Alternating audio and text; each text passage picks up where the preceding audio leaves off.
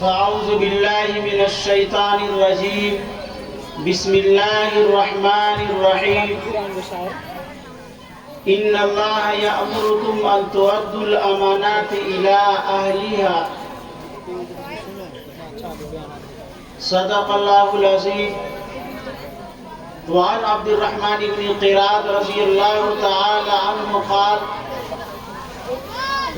أن النبي صلى الله عليه وسلم توضأ يوما فجعل الصحابة يتمسحون بوضوئه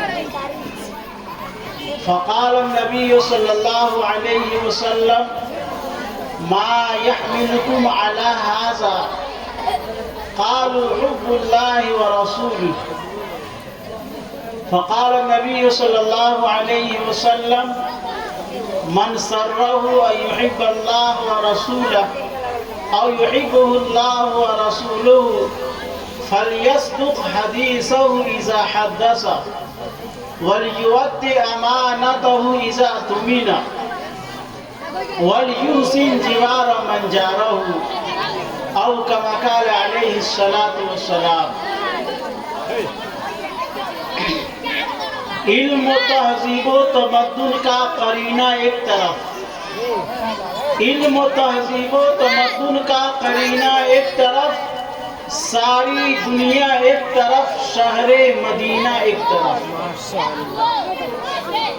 مشک و عنبر موگرا چمپا کلی جوہی گلاب، مشک و عنبر موگرا چمپا کلی جوہی گلاب، ساری خوشبو ایک طرف، ان کا پسینہ ایک طرف. صلی اللہ علیہ وسلم. دل حزین تو دنیا میں الجھا رہتا ہے، دل حزین تو دنیا میں الجھا رہتا ہے، خدا کرے کہ تجھے عشق مصطفیٰ ہو جائے. ذی وقار صدر محترم، اسٹیج پہ جلوہ افروز علماء کرام، حفاظ اعظام اور میرے سامنے تشریف فرما حاضرین اجلاس اور پردہ نشین میری ماں اور بہنیں،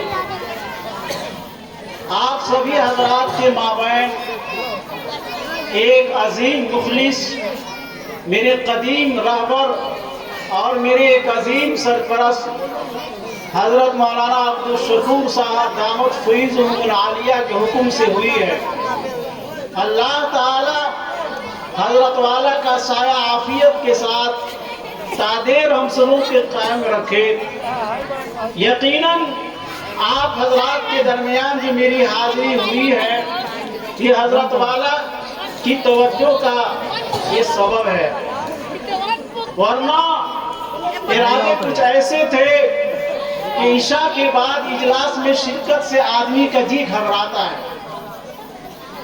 اللہ کے رسول پاک صلی اللہ علیہ وسلم نے اس امت کا مزاج بنایا ہے کہ عشاء کے بعد جلدی سویا جائے اور فجر کے وقت جلدی بیدار اٹھا جائے.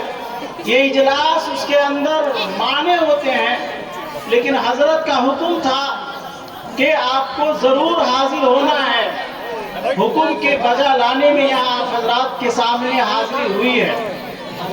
اپنی بات شروع کرنے سے پہلے جو لوگ مجھے توجہ سے سن رہے ہیں، ایک بات کی درخواست کرنا چاہتا ہوں، ایک اپیل کرنا چاہتا ہوں کہ یہ جو باتیں اسٹیج سے کہی جا رہی ہیں، آپ حضرات کے خدمت میں جو باتیں کہی جائیں گی یا کہی جا رہی ہیں، آپ ان باتوں کو جہاں سن رہے ہیں وہیں یہ نیت کر لیں کہ انشاءاللہ ان باتوں پہ ہم ضرور عمل کریں گے. جب ہم عمل کی نیت سے یہاں بیٹھیں گے، عمل کی نیت سے ہم علماء کرام کی باتوں کو سنیں گے، تو ہمارا کہنا بھی ثواب کا ذریعہ ہوگا، آپ کا سننا بھی ثواب کا سبب ہوگا، اور ہم سبوں کے یہاں شریک ہونا ایک امید کی کرن لے کر کے آئے گا، ایک انقلاب آئے گا آپ آپ کے ایک بستی کے اندر اس اجلاس کے ذریعے آپ کی زندگی کے اندر تبدیلی آئے گی. اور یقین جانیے جس طرح آپ محتاج ہیں، جس طرح ہماری ماں اور بہنیں محتاج ہیں، ویسے ہی کہنے والا بھی محتاج ہے. کہنے والے کے لیے بھی عمل کی ضرورت ہے، سننے والوں کے لیے بھی عمل کی ضرورت ہے. عمل کے سب محتاج ہیں. جب ہم عمل کی نیت سے سنیں گے تو اللہ ہم سبوں کو عمل پہ جمائے گا. اللہ نیتوں کو دیکھتا ہے، اللہ صورتوں کو نہیں دیکھتا. اللہ دلوں کے حالات کو دیکھتا ہے، اللہ دلوں کے نیتوں کو دیکھتا ہے. کہنے والا بھی محتاج ہے، سننے والا بھی محتاج ہے، کہلانے والا بھی محتاج ہے، امام بھی محتاج ہے، مقرر بھی محتاج ہے، قاضی بھی محتاج ہے، مفتی بھی محتاج ہے، عالم بھی محتاج ہے. وہ حدیث یاد آتی ہے تو کہنے والے کے رونگٹے کھڑے ہو جاتے ہیں، بدن میں کب کبھی طاری ہو جاتی ہے. حضرت انس رضی اللہ تعالیٰ عنہ سے مروی ہے، وہ فرماتے ہیں اللہ کے رسول پاک صلی اللہ علیہ وسلم کی بات نقل کرتے ہیں. اللہ کے رسول پاک صلی اللہ علیہ وسلم نے فرمایا مررت لیلۃ اسری بی بقوم تقرض شفاہم بمقارض من النار. اے لوگوں سنو اور اپنے دل کے کانوں سے سنو. نبی پاک صلی اللہ علیہ وسلم فرماتے ہیں میں معراج کے سفر پہ تھا، میں معراج کے سفر پہ جا رہا تھا. میں نے کچھ لوگوں کو دیکھا، میری گزر کچھ ایسے لوگوں سے ہوئی جن کے ہونٹ آگ کے قینچیوں سے کاٹے جا رہے تھے.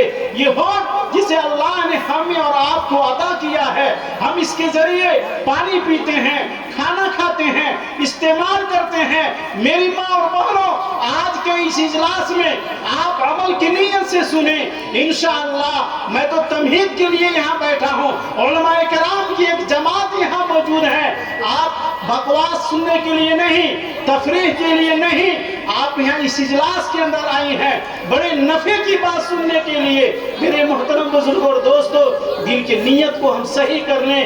انشاءاللہ جو باتیں ہمیں سمجھ میں آئیں گی آج کی تاریخ سے ان باتوں پہ ضرور عمل کریں گے. اللہ کے رسول نے فرمایا میں نے دیکھا کچھ لوگوں کے ہونٹ آگ کے قینچیوں سے کاٹے جا رہے ہیں. تُفْرَضُ شِفَاهُمْ بِمَقَارِيضَ مِنَ النَّارِ. نبی پاک صلی اللہ علیہ وسلم کے معراج کے سفر میں حضرت جبرائیل امین تھے. جبرائیل امین سے اللہ کے رسول نے پوچھا یا جبرائیل من ہؤلاء، یہ کون لوگ ہیں، یہ کون لوگ ہیں؟ میں دیکھ رہا ہوں ان کے ہونٹ آگ کے قینچیوں سے کاٹے جا رہے ہیں. جبرائیل امین نے کہا ہؤلاء خطباء امتک. اے نبی محترم، یہ آپ کی امت کے مقرر لوگ ہیں، آپ کے امت کے تقریر کرنے والے لوگ ہیں. کیا گناہ ہے ان کے، کیا غلطی ہے ان کی کہ ان کے ہونٹ آگ کے قینچیوں سے کاٹے جا رہے ہیں؟ اللہ کے رسول نے فرمایا، اور اللہ کے رسول نے حضرت جبرائیل امین سے جو پوچھا، حضرت جبرائیل امین نے کہا الذین یقولون ما لا یفعلون. جو لوگ صرف کہتے تھے، صرف دعویٰ کرتے تھے لیکن عمل سے کوسوں دور تھے، ان کی زندگیوں میں عمل نہیں تھا. اس عمل سے دوری کی وجہ سے ان کے ہونٹ آگ کے قینچیوں سے کاٹے جا رہے ہیں. بتاؤ بھائی، صرف سننے والا محتاج ہے؟ سب محتاج ہیں. کہنے والا بھی محتاج ہے، سننے والا بھی محتاج ہے، جلسہ کرانے والا بھی محتاج ہے. اس لیے غور سے سنیے.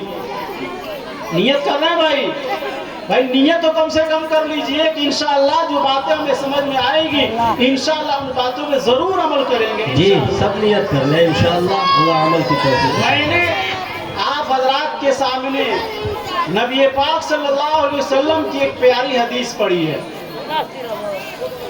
جس میں ایک صحابی حضرت عبد الرحمن بن قرات رضی اللہ تعالیٰ عنہ.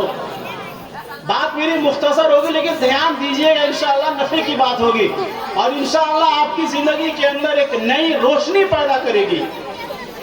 یہ صحابی فرمات کہتے ہیں ان نبی صلی اللہ علیہ وسلم توضا یوما، کہ اللہ کے نبی صلی اللہ علیہ وسلم نے ایک دفعہ وضو فرمایا. فجعل الصحابۃ یتمسحون بوضوء، صحابہ جو آپ کے پاس موجود تھے، آپ صلی اللہ علیہ وسلم وضو فرما رہے تھے، صحابہ کی ایک جماعت آپ کے پاس موجود تھی، صحابہ کرام نے آپ کے جسم سے وضو کے گرے ہوئے پانی کو، وضو سے گرے ہوئے قطرات کو لے کر کے اپنے جسموں پہ ملنے لگے۔ وضو کا پانی حضور کے جسم اطہر سے گر رہا تھا، صحابہ اس پانی کو لے کر اپنے جسموں پہ مل رہے تھے۔ نبی پاک صلی اللہ علیہ وسلم بخوبی جانتے تھے کہ صحابہ کا عمل مجھ سے محبت کی وجہ سے ہے، لیکن حضور کو کچھ اور بتانا مقصود تھا۔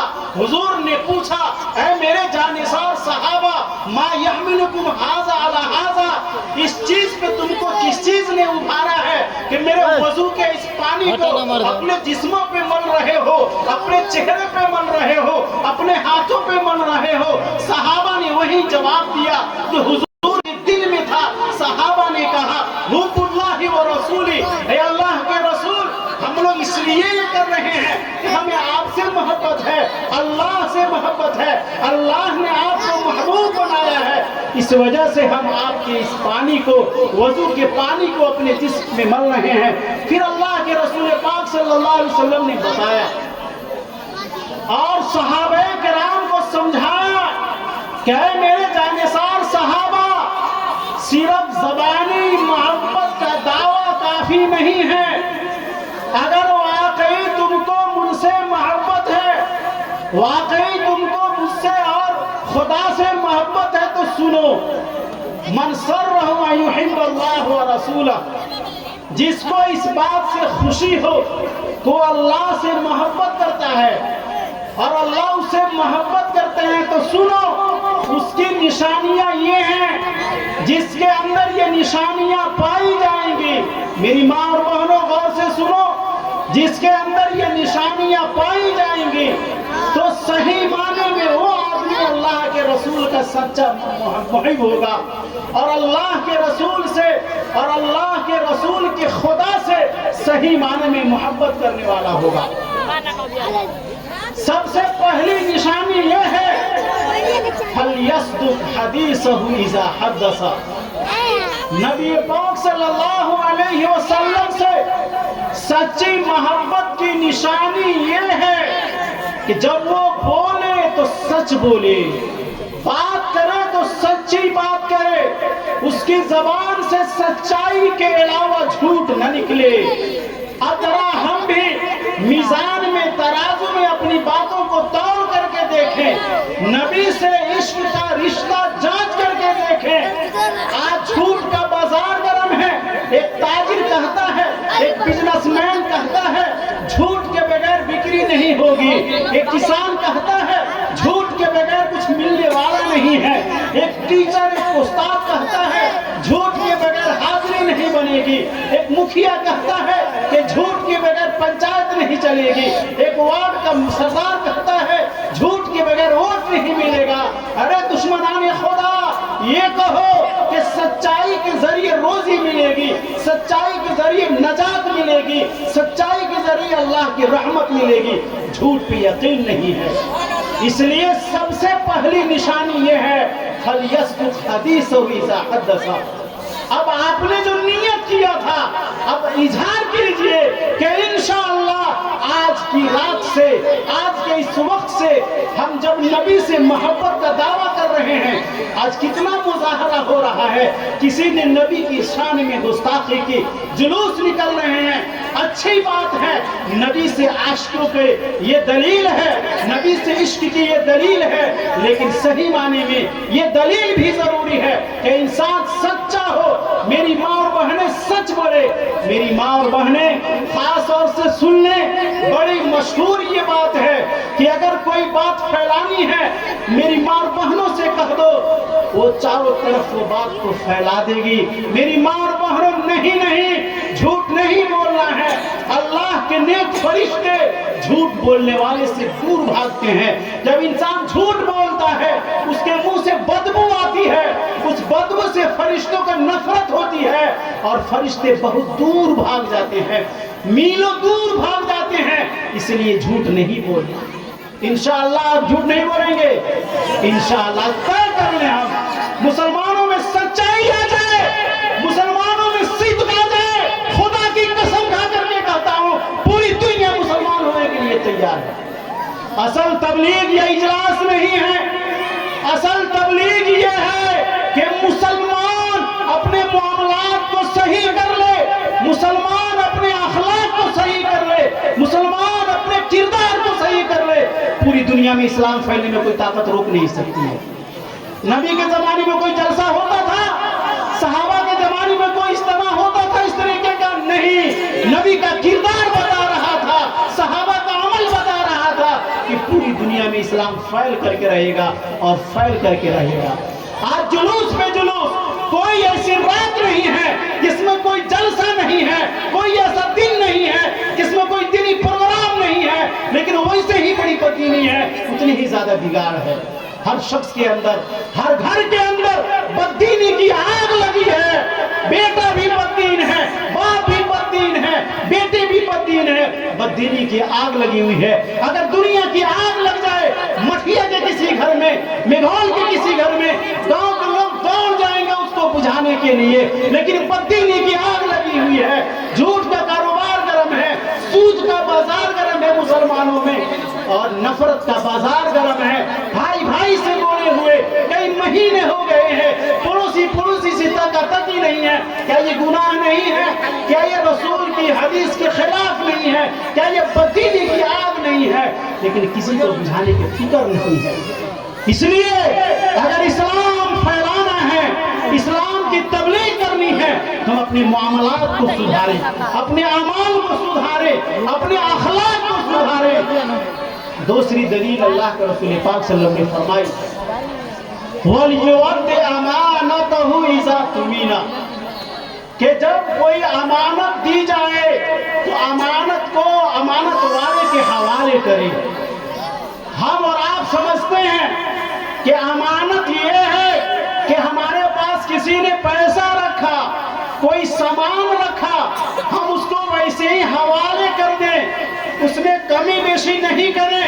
میرے محترم بزرگوں اور دوستو، اگر امانت کو ہم نے صرف یہی سمجھ رکھا ہے کہ کسی نے 1500 روپیہ دیا وہ ہمارے پاس امانت ہے، بزرگوں اور دوستو، اگر ہم نے امانت کو صرف اسی میں قید کر لیا ہے تو یاد رکھو امانت کے معنی اور مفہوم میں اس سے بڑی خیانت نہیں ہے۔ امانت کا لفظ عام ہے، اگر کوئی آدمی گھر کا ذمہ دار ہے تو گھر کے سارے کام اور گھر کے سارے افراد کے اعمال اس کے لیے امانت ہے۔ مسجد کا اگر کوئی سیکریٹری ہے تو مسجد کی ساری چیزیں، ساری پراپرٹی اس کے لیے امانت ہے۔ مدرسے کا اگر کوئی ذمہ دار ہے تو مدرسے کی ساری سمپتی اس کے لیے امانت ہے۔ ایک جوان ہے، جوانی اس کے لیے امانت ہے۔ میری ماں اور بہن ہے، اس کی عزت، اس کی عفت، اس کی شوہر کی امانت ہے۔ ہم اور آپ یہاں موجود ہیں، ایک حاکم ہے، رعایا اس کی امانت ہے، ایک مکھیا ہے، اس پنچایت کے لوگ، پنچایت کے کام اس کی امانت ہے۔ بزرگوں اور دوستو، یہ ساری کی ساری امانت میں داخل ہے، امانت میں خیانت نہیں کرنی ہے۔ اللہ کے رسول اللہ نے فرمایا ان اللہ یامرکم ان تؤدوا الامانات الی اہلها، اے لوگوں، اللہ حکم کرتا ہے کہ امانت کو صاحب امانت کے حوالے کرو۔ ایک اللہ نے ہم کو زندگی دی ہے، 60 سال کی، 70 سال کی، 80 سال کی، یہ زندگی امانت ہے۔ اللہ ہم سے پوچھے گا یہ زندگی کہاں کھپائی ہے؟ اللہ کی عبادت میں کھپائی ہے یا اللہ کی نافرمانی میں کھپائی ہے؟ جوان کی جوانی اللہ کی امانت ہے۔ اللہ پوچھے گا کہ بتا تو نے جوانی، یہ جوانی جو قوت، طاقت، ہاتھوں کی قوت تو نے کہاں کھپائی؟ دین کی اشاعت میں کھپائی یا اسی سنیما اور موبائل کے دیکھنے میں کھپائی؟ اللہ نے ہم کو مال دیا ہے، اللہ نے ہم کو دولت دیا ہے، اللہ نے ہم کو ثروت دیا ہے، پونجی دیا ہے، یہ بھی اللہ کی امانت ہے۔ یہ نہ کہیں کہ ہم اپنی محنت سے کمائے ہیں، نہیں، اللہ کی امانت ہے۔ ہم ویسے ہی اللہ یہ امانت میں خیانت ہوگی، اس مال کو اللہ کے حکم کے مطابق خرچ کرنا ہوگا۔ بزرگ اور دوستو، آئیے ذرا دیکھیں ان تمام امانتوں میں سب سے بڑی امانت کیا ہے؟ سب سے بڑی امانت دین کی امانت ہے۔ اللہ نے ہمیں دین دے کر کے بھیجا ہے۔ ہماری زندگی میں دین ہے یا نہیں؟ ہم سے دین کی حفاظت ہو رہی کہ نہیں ہو رہی ہے؟ یہ سب سے بڑی امانت ہے۔ اللہ نے فرمایا ان عرضنا الامانۃ علی السماوات والارض والجبال، ہم نے اس دین امانت کو آسمانوں پہ پیش کیا، پہاڑوں پہ پیش کیا اور چٹانوں پہ پیش کیا۔ فابین ان یحملنها واشفقن منها، ان لوگوں نے، ان تینوں نے اس کو اٹھانے سے انکار کر دیا۔ وحملها الانسان، اس انسان نے اس کو اٹھا لیا۔ بزرگ اور دوستو، اسی امانت کی حفاظت میں ہمارے بڑے بزرگوں نے، ہمارے اکابر نے، ہمارے صحابہ کرام نے اپنی زندگیاں کھپا دی۔ یہ آپ کے سامنے آپ کے اللہ نے امانت دیا ہے۔ یہ مال، یہ دولت، یہ اللہ کی امانت ہے۔ یہ مسجد جو آپ دیکھ رہے ہیں، یہ آپ کے گاؤں کی مسجد ہے۔ اس کے اندر اللہ نے آپ کو مال دیا ہے۔ آپ اپنے مال کو اس مسجد کی چھت کی ڈھلائی کے اندر لگا دیجئے، انشاءاللہ آپ کا یہ مال صحیح جگہ پہ خرچ ہوگا۔ اور یاد رکھیے، یہ مال آپ کے لیے جنت کا سودا تیار کرے گا۔ میری ماں بہنوں، اپنے سونے اور چاندی کے زیورات کو اس چھت کی ڈھلائی کے لیے خرچ کرو۔ اللہ انشاءاللہ آپ کو جنت کے اندر وہ زیورات پہنائے گا، وہ بالیاں پہنائے گا، وہ نتھنیاں پہنائے گا کہ دنیا والے دیکھ کے رہ جائیں گے۔ لوگ عرض کریں گے ایسا بڑا مقام کہاں نصیب ہوا؟ اللہ کہے گا میرول مٹھیا کے اندر مسجد کے دوسرے حصے کے چھت کی ڈھلائی ہو رہی تھی، اس نے اس کے اندر اپنا حصہ لیا، آج اس کے لیے نوازا جا رہا ہے۔ ہم نے صحابہ کی زندگیوں کو دیکھا، سبق ملتا ہے کہ اس دین کی حفاظت کے لیے اپنا سب کچھ قربان کر دیا۔ آپ نے حضرت عمر فاروق کا نام سنا ہوگا، حضرت ابوبکر کا نام سنا ہوگا۔ ایک دفعہ اللہ کے رسول پاک صلی اللہ علیہ وسلم نے ایک غزوے کے لیے سامان جمع کرنے کا اعلان فرمایا۔ صحابہ سے کہا کہ جنگ میں چلنا ہے، دشمنوں سے مقابلہ ہے، لائیے اپنے گھروں کے سامان، لائیے، آج آپ لوگوں کا امتحان ہے۔ ہر آدمی، ہر صحابی اپنے اپنے گھر گئے۔ حضرت عمر فاروق رضی اللہ تعالیٰ عنہ دل ہی دل میں سوچ رہے تھے کہ آج اچھا موقع ہے، آج میں اتنا بڑھ چڑھ کر کے حصہ لوں گا کہ میں ابو بکر سے آج آگے بڑھ جاؤں گا۔ ابو بکر کا بڑا مقام اور مرتبہ ہے، ہمیشہ مجھ سے آگے رہتے ہیں، آج یہ موقع نصیب ہوا ہے۔ گھر گئے حضرت عمر رضی اللہ تعالیٰ عنہ اور اپنے گھر کا آدھا سامان لا کر کے حضور کے قدموں میں رکھ دیا۔ گھر گئے، گھر کے سامان کا دو حصہ کیا، ایک حصہ اپنے اہل و عیال کے لیے چھوڑ دیا، گھر والوں کے لیے چھوڑ دیا، اور آدھا حضور کے قدموں میں لا کر کے رکھ دیا۔ اور من ہی من میں سوچ رہے تھے کہ آج میں ابو بکر سے آگے بڑھ جاؤں گا۔ آج حضور پوچھیں گے عمر کیا لایا ہے، میں کہوں گا حضور اپنے گھر کا آدھا سامان لا کر کے آپ کے قدموں میں پیش کر دیا ہے۔ من ہی من میں سوچ رہے تھے، لیکن جب باری آئی حضرت ابوبکر صدیق کی، اللہ کے رسول پاک صلی اللہ علیہ وسلم کے دربار میں حاضر تھے دونوں، اللہ کے رسول حضرت عمر سے پوچھا، پہلے حضرت عمر سے پوچھا عمر کیا لائے ہو؟ کہا کہ اپنے گھر کا آدھا سامان لا کر کے حضور کے قدموں میں رکھ دیا۔ پھر پوچھا حضرت ابوبکر سے ما ترکت لأہلک یا ما خلفت، اے ابوبکر تو نے کیا چھوڑا؟ حضرت ابوبکر نے کہا اے حبیب خدا، اے غار یار، اے میرے محبوب، میں نے اپنے گھر پہ جھاڑو پھیر دیا ہے، یہ گھر کا پورا سامان لا کر کے آپ کے قدموں میں رکھ دیا ہے، ایک کچھ نہیں چھوڑا ہے، اور گھر کا پورا سامان لا کر کے آپ کے قدموں میں رکھ دیا۔ حضرت عمر نے سوچا میں تو سوچ رہا تھا کہ آج آگے بڑھ جاؤں گا، لیکن ابو بکر سے کوئی آگے نہیں بڑھ سکتا۔ اس لیے بزرگوں اور دوستوں، یہ ہمارے جانثار صحابہ کے واقعات ہمارے لیے عبرت کے دلیل ہیں، عبرت کے لیے ہیں۔ ہم بھی بڑھ چڑھ کر کے حصہ لیں. عنقریب آپ سے آپ کے جذبات کا امتحان لیا جائے گا, آپ سے کہا جائے گا, تب جا کر کے سمجھ میں آئے گا کہ ہم واقعی سچے عاشق رسول ہیں, یہ ہم دکھاوے کرتے ہیں. ارے بزرگوں اور دوستوں, عاشق رسول تو حضرت نور الدین زنگی علیہ رحمہ تھے. میں آپ کو ان کا واقعہ سنا کر کے کچھ اور بات کر کے بات ختم کرتا ہوں, غور سے سنیے گا. وہ لوگ سچے رسول تھے, عاشق رسول تھے, اور اللہ نے ان کے دلوں کے اندر نبی سے عشق کا صحیح معنی میں معنی سمجھا دیا تھا.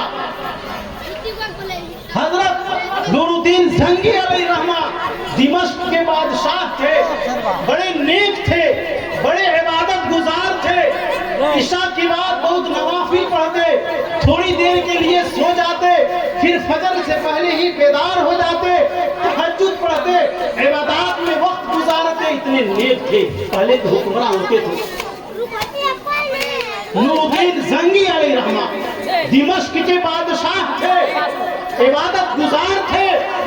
ایک دفعہ سن 557 ہجری میں اور 1162 عیسوی کی ایک رات سو رہے ہیں, عشاء کی نماز پڑھی, نوافل پڑھی, آپ بستر پہ سونے کے لیے لیٹ گئے, آنکھ لگتی ہے, فوراً حضور پاک صلی اللہ علیہ وسلم کو خواب میں دیکھ رہے ہیں.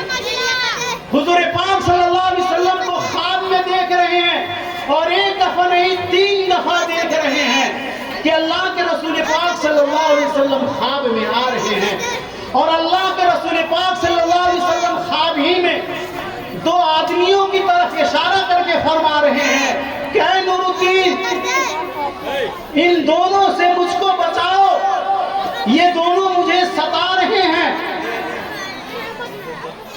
فوراً آنکھ کھلتی ہے اور جاگ جاتے ہیں اور سوچتے ہیں کہ ماجرا کیا ہے. نور الدین زنگی علیہ رحمہ فوراً بیدار ہو جاتے ہیں اور سوچنے لگتے ہیں کہ اللہ یہ کیسا خواب ہے. حضور خواب میں آ رہے ہیں اور 2 آدمیوں کی طرف اشارہ کر کے فرما رہے ہیں کہ نور الدین زنگی, یہ دونوں مجھے ستا رہے ہیں, ان دونوں کا استحصال کرو, ان دونوں کو ختم کرو, یہ دونوں مجھے ستا رہے ہیں. نور الدین زنگی کو یقین تھا کہ جو حضور کو خواب میں دیکھتا ہے وہ صحیح معنی میں حضور کو دیکھتا ہے. حضور کی شکل خواب میں کوئی بنا نہیں سکتا.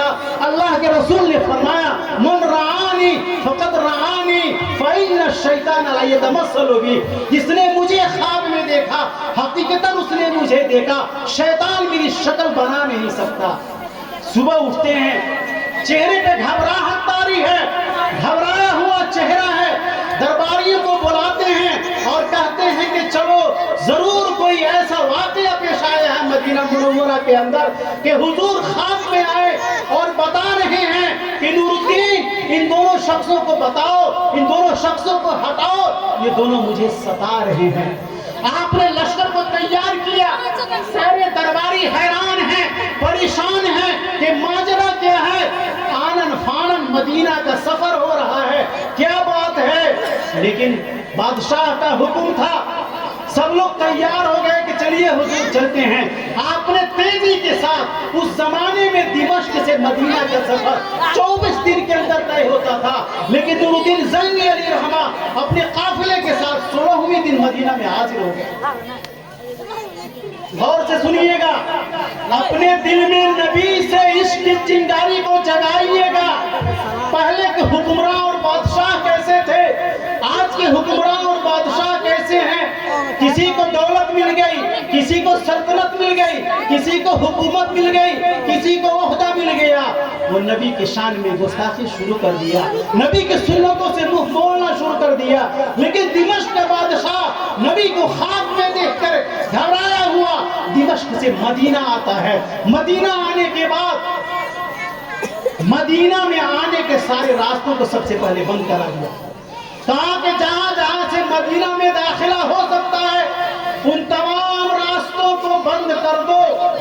اور آ کر کے آپ نے مدینہ والوں کو دعوت دی کہ کیسے سب کو جمع کیا جائے. عام اعلان ہوا کہ جتنے مدینے والے ہیں, مدینے میں جتنے لوگ ہیں, سب کی آج سلطان نور الدین زنگی کے یہاں کھانے کی دعوت ہے. مدینے کے سارے لوگ کھانے پہ آئے، کھاتے گئے، بادشاہ سلامت سامنے بیٹھے ہوئے تھے، کھاتے گئے، گزرتے گئے، سب کے چہروں پہ سلطان نے نظر ڈالی۔ سب لوگ جب ختم ہو گئے لیکن وہ دونوں چہرے نظر نہیں آئے، وہ چہرے نظر نہیں آئے جو حضور کے ذریعے خواب میں دکھائے گئے تھے۔ جب سب لوگ پورے ہو گئے، سلطان نے کہا اور کوئی باقی رہ گیا ہے جو اس دعوت میں شریک نہ ہوا ہو؟ مدینہ والوں نے کہا بادشاہ سلامت، دو آدمی فقیر ہیں، دو آدمی بزرگ ہیں، اللہ والے ہیں، بھائی جنت البقیع کے پاس ایک چھوٹا سا کمرہ ان کا ہے، اسی کے اندر ہمیشہ عبادت میں لگے رہتے ہیں، کہیں آتے جاتے نہیں ہیں، اللہ کے بڑے ولی ہیں، اللہ کے نیک بندے ہیں، وہی نہیں آئے ہیں، باقی سب لوگ آ گئے ہیں، آپ کی دعوت میں شریک ہو گئے ہیں۔ بادشاہ سلامت نے کہا ان دونوں کو بھی لاؤ، وہ دونوں فقیر بھی لائے۔ جب وہ دونوں بادشاہ سلامت کے سامنے آتے ہیں، بادشاہ سلامت نے فوراً ان دونوں چہروں کو پہچان لیا۔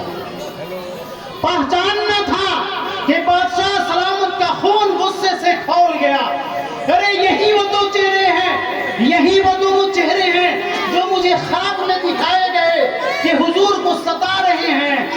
آپ نے ابھی کچھ نہیں کہا، اس لیے کہ صورتحال کیا تھی، تحقیقی حال ضروری تھا۔ آپ نے ان دونوں کو لوگوں کے حوالے کر دیا، کہا کہ ان دونوں کی حفاظت کرو اور اپنے خاص خاص لوگوں کو لے کر کے چل پڑے۔ بتاؤ تو صحیح یہ دونوں کہاں رہتے ہیں، ان کا ٹھکانہ کہاں ہے؟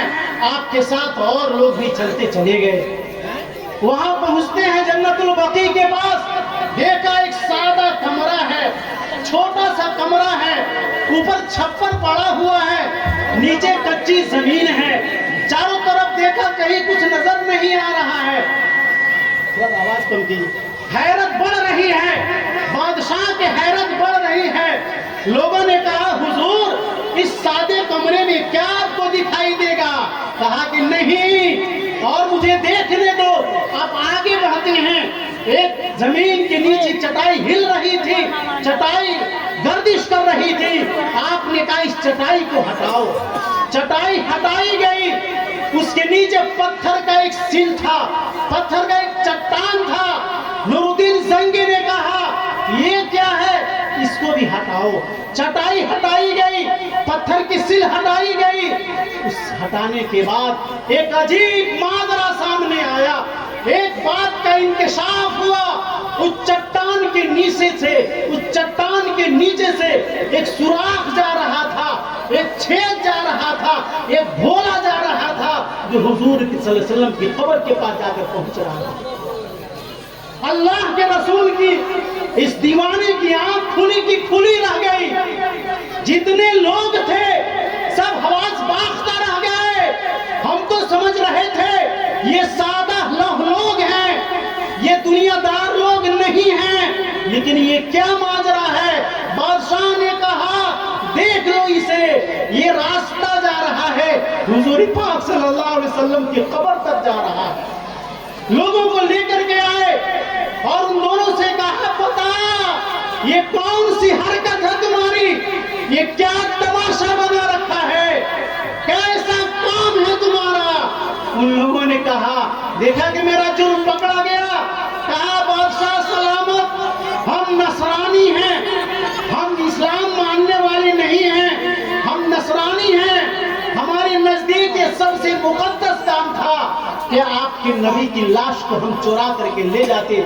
ہمارے بادشاہ کی طرف سے ہمیں حکم دیا گیا تھا کہ جاؤ کسی طریقے سے مسلمانوں کے نبی کی لاش کو چورا کر کے لاؤ۔ ہمارا کام مکمل ہو گیا تھا، بس تھوڑا سا کام رہ گیا تھا، تھوڑا سا اور وقت رہ گیا تھا، لیکن ہائے افسوس ہماری یہ غلطی، ہمارا یہ جرم، ہمارا یہ نیک کام پکڑ لیا گیا۔ یہ سننا تھا کہ نور الدین زنگی غصے سے لال ہو گئے، آپ نے تلوار اٹھائی اور ان دونوں نصرانی کے سر بدن سے جدا کر دیا، دونوں کی گردن اڑا دی اور حکم دیا کہ ان کے بدن کو آگ کے الاؤ میں لگاؤ اور ان میں آگ لگا دو۔ آگ لگائی گئی اور ان کے اندر ان کے جسم کے حوالے کر دیا گیا. یہ تھے عاشق. اس کے بعد نور الدین زنگی علیہ رحمہ جب یہ کام کر چکے روتے چلاتے پھرتے تھے مدینے کے گلیوں میں. اے نبی پاک صلی اللہ علیہ وسلم, نبی پاک صلی اللہ علیہ وسلم کی سنت پہ, نبی کے عشق میں نور الدین قربان جائے کہ اس کام کے لیے اللہ نے نور الدین کو چنا ہے. مدینے میں کتنے ایسے لوگ ہیں جن سے اللہ یہ کام لے سکتا تھا, لیکن دمشق سے اللہ نے نور الدین کو بھیجا ہے اور یہ کام اس کے سب سے لیا ہے. مدینے کے گلیوں میں روتے تھے, چیختے تھے, چلاتے تھے اور گھومتے پھرتے تھے پاگلوں کے طریقے سے. تو اللہ جس سے کام لینا چاہے لے لے. یہ مسجد کی ڈھلائی کا کام ہے. اللہ جس کو قبول کر لے, جس کا پیسہ لگا دے, اللہ کے دربار میں دولت کی کمی نہیں ہے, وہ بھی اللہ کے دربار کے لیے, اللہ کے مقدس گھر کے لیے. لیکن خوش نصیب ہے وہ آدمی جس کا لگ جائے, جس کا قبول ہو جائے, جو اپنا لٹا دے, جو اپنا نچھاور کر دے. نور الدین زنگی علیہ رحمہ کو جب سکون آیا, اطمینان آیا, آپ نے حکم دیا کہ نبی پاک صلی اللہ علیہ وسلم کی قبر کے چاروں طرف کھدائی کی جائے. روضہ اطہر کے چاروں طرف کھدائی ہوئی, اتنی گہری زمین کھودی گئی کہ تاریخوں میں آتا ہے کہ نیچے سے پانی نکل آیا. اس کے بعد آپ نے حکم دیا کہ چاروں گڈھے میں, چاروں طرف گڈھے میں سیسا پلا دی جائے. سیسا ڈال دی گئی, اتنی گہری کھدائی ہوئی کہ نیچے سے پانی نکل آیا اور بہت موٹا شیشہ نیچے گھسا دیا گیا. آج بھی وہ شیشہ موجود ہے. آج تک اب کسی کی طاقت نہیں ہوگی, کسی کی ہمت نہیں ہوگی کہ میرے اور آپ کے آقا حضرت محمد مصطفیٰ صلی اللہ علیہ وسلم کی ذات اقدس اور آپ کی نعش اقدس کے ساتھ کوئی ایسا کرنے کی ہمت کر سکے. ذالک فضل اللہ یؤتیہ من یشاء. یہ رتبہ بلند ملا جسے مل گیا, یہ رتبہ بلند ملا جسے مل گیا. ہر مدعی کے واسطے دار و رسن کہا, ہر مدعی کے واسطے دار و رسن کہا. اس لیے اے میگول مٹھیا کے شاق نبی, آج اپنے عشق کے عہد کو نیا کرو اور مسجد کے لیے قربانی پیش کرو اور سچے عاشق رسول بنو. حدیث کا آخری ٹکڑا, اللہ کے رسول پاک صلی اللہ علیہ وسلم نے جو بتایا کہ نبی سے محبت کی سچی دلیل یہ ہے کہ سچ بولے. نبی سے محبت کی دلیل یہ ہے کہ امانت کو صحیح معنی میں حفاظت کر کے صاحب امانت کے حوالے کرے. اور تیسری دلیل یہ ہے وَلْيُحْسِنْ جِوَارَ مَنْ جَارَهُ, پڑوسی کا خیال کرے. اے مسلمانوں, دل کے کانوں سے سنو, اگر مسلمان قوم بدنام ہے کسی کام میں تو پڑوسیوں کے ساتھ غلط سلوک کرنے میں بھی بدنام ہے. آج غیروں سے ہمارے تعلقات اچھے ہیں لیکن اپنوں سے زیادہ خراب ہیں. کسی کو سب سے زیادہ اگر شکایت ہے تو پڑوسی سے ہے. ماں بہنوں میں بھی شکایت ہے, نوجوانوں میں بھی شکایت ہے, بوڑھوں میں بھی شکایت ہے, بچوں میں بھی شکایت ہے. ہم جس نبی سے عشق کا دعویٰ کرتے ہیں اس نبی نے کہا اے لوگوں اپنی پڑوسی کا خیال رکھو, اور نبی نے فرمایا اگر تم کوئی تازہ پھل لے آؤ اپنے پڑوسی کا حصہ رکھو. اگر تمہارے پاس پڑوسی کا حصہ رکھنے کی طاقت نہیں ہے تو اپنے بچوں کو کہو کہ یہ پھل, یہ آم, یہ سیب, یہ انگور, یہ لیچی, یہ چھینا, یہ لال موہن چھپا کر کے کھاؤ. ایسا نہ ہو کہ پڑوسی کے بچے دیکھیں وہ بھی روئیں بلکیں, ماں سے کہیں, باپ سے کہیں امی خرید دو, ابا خرید دو, اس کے پاس پیسہ نہ ہو, اس کے دل کو ٹھیس لگے. نبی نے کہا کہ اس شخص کا ایمان ادھورا ہے, اس شخص کا ایمان ادھورا ہے, اس شخص کا ایمان ادھورا ہے. صحابہ نے پوچھا من یا رسول اللہ, اللہ کے رسول نے فرمایا الذی لا یامن جارہ بوائقہ, اس کا ایمان ادھورا ہے جس کا پڑوسی اس کی تکلیف والی چیزوں سے محفوظ نہ رہے. پانی بہایا, پڑوسی کے گھر پہ چھوڑ دیا, بدبودار چیز آئی, یہاں تک کہ دیکھنے میں آتا ہے بیت الخلا کا راستہ کمزور پڑوسی کی طرف چھوڑ دیا. بزرگ اور دوستو, اللہ کے رسول فرماتے ہیں کہ نبی پاک صلی اللہ علیہ وسلم فرماتے ہیں جبرائیل امین نے مجھے اتنی تاکید کی پڑوسی کے بارے میں मुझे अंदेशा होने लगा, मुझे डर होने लगा। ऐसा तो नहीं कि अल्लाह के जरिए पड़ोसी का वरासत में हिस्सा दिला दिया जाए। माज़ाल जिब्राइल यूसीनी बिलजार, जिब्राइल अलैहिस्सलाम ने मुझे पड़ोसी के बारे में इतनी ताकीदी हुक्म दिया, इतना ताकीदी हुक्म दिया, ज़ननतु अन्नहु सयुवर्रिसहु, मुझे ख्याल होने लगा ऐसा तो नहीं कि वरासत में पड़ोसी का भी हिस्सा शामिल हो जाए, लेकिन ऐसा नहीं है। पड़ोसी का हिस्सा वरासत में नहीं है। पड़ोसी के हुकूक अलग हैं। पड़ोसी की तकलीफ का ख्याल रखना है, पड़ोसी से मोहब्बत से पेश आना है। अल्लाह के रसूल ने फरमाया, ऐ लोगों, अपने मुआशरत को सही करो। यहाँ तक कि फरमाया, अगर तुम्हारे घर पे गोश्त पक रहा है, सही सूरत तो ये है अपने पड़ोसी के गोश्त हवाले करो, उसे भी शरीक करो। लेकिन अगर तुम्हारे पास गुंजाइश नहीं है तो अपने शुरबा बढ़ा लो, शुरबा ही में उसको शरीक कर लिया करो। ये है नबी की सुन्नत, नबी की सीरत, जिसके लिए हम और आप यहाँ जमा हुए हैं। मुझे ऐसा लग रहा है कि मेरा वक्त पूरा हो गया। अल्लाह से दुआ फरमाएं कि अल्लाह ताला मुझे भी और सभी हजरात को कहने सुनने से ज़्यादा अमल करने की तौफीक नसीब फरमाए। आज की रात हम ये तय करें कि जिस नबी की शफाअत मुझे हासिल करनी है, जिस नबी के झंडे के नीचे हमें रहना है, उस नबी की सुन्नत पे सही माने में अमल करें। उस नबी से इश्क का सही माने में हम दावा को साबित करें। बोले तो सच बोले, अमानत को हवाले करें अमानत वाले के, और पड़ोसी के ख्याल करें। और नबी ने जिन जिन चीज़ों का हुक्म दिया है हम सही माने में उन चीज़ों को बजा लाएं और 100% इस्लाम के अंदर दाखिल हो जाए। वमा अलैना इल्लल बलाग।